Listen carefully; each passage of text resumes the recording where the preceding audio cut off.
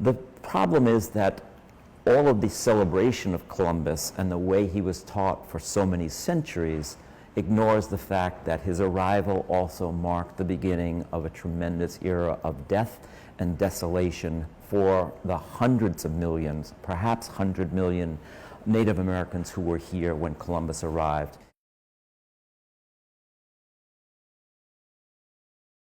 For many, many years, it was celebrated as a day of beginning and exploration and discovery. Now it's seen as the beginning of an era of conquest and death.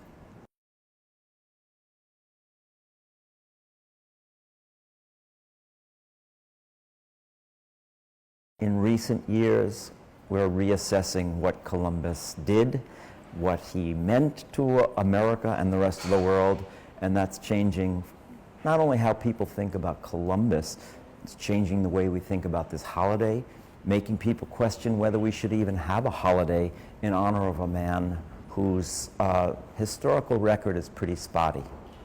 The idea that Columbus was not a hero is something that really began to emerge in the late 60s and early 70s as historians began to reassess this story that had been told for so long and to look at what Columbus had done to the Native American people.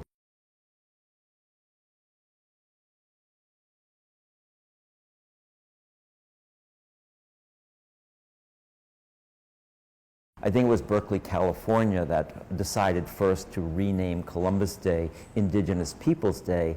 You see that in more and more cities and states around the country right now. It's even on some calendars. When I think about Columbus Day today, obviously we don't want to celebrate anymore. This isn't a day to think about what a great guy he was and how wonderful his discoveries were.